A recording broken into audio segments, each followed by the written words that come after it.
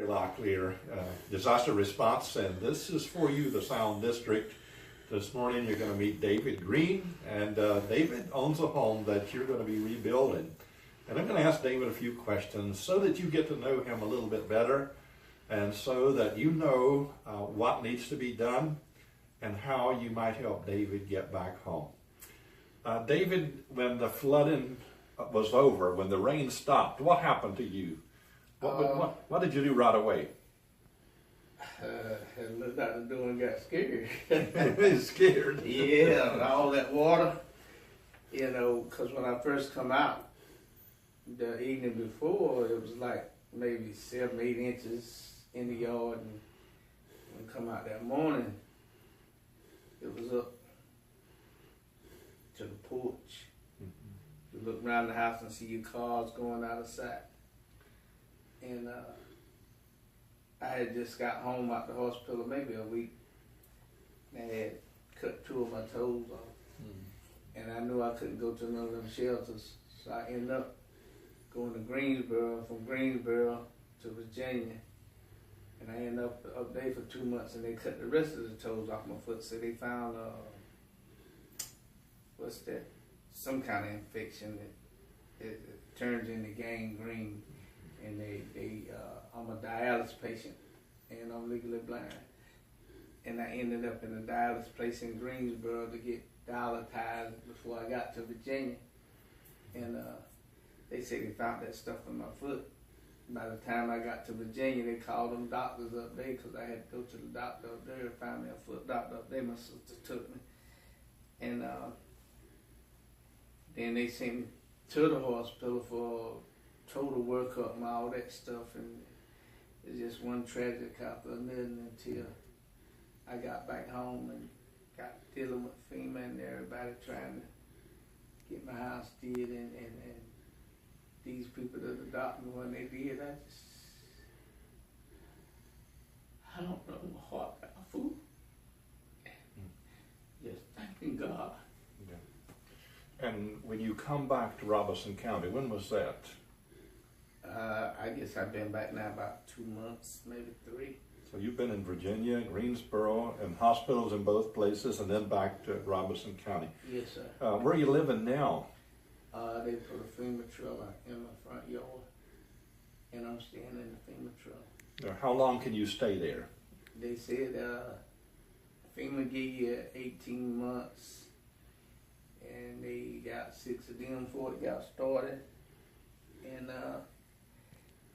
then they come back and change the date, and they keep telling you, well, you know, you need to do this, you need to do that, or go do this, go do that, and we need to see progress and stuff and everything, and then they tell you they change the deadline, they ain't gonna give it to you longer they get to you, but then still they, you know, they just pressure you to get to where you got to be, but like I say, you can't move it so fast, especially in my shape. You can't do no more than you can do till you can get it done. Yeah. What is the deadline? When do you have to be out of the house? They said by the 5th of April of next year. So that gives you about 6 months to get ready to be out of that house. What would it mean to you to have your house fixed and to be able to go back in your own house? It'd be a blessing and a miracle. It means a lot. It means that maybe I can finish my days out. Do you live alone, or do you have someone with you? My daughter stay with me time to time, but mostly alone. What does your daughter do? Well, right now she's going to school and raising her kids. She's got 2 kids and 1 on the way. Yeah. What's your overall health condition right now? What are the other, I know there's some other issues that you didn't mention. Diabetes, high blood pressure. Are you on dialysis? Yes, sir. How often? 3 days a week. 3 days a week. Where do you have to go to get your treatment? Fairmont. Yeah. Fairmont, okay. How long have you lived in that house at that address? 20, 30 years. I've been there all my life, just about. About 30 years, I guess. How do you support yourself? Disability. That's about all I can do.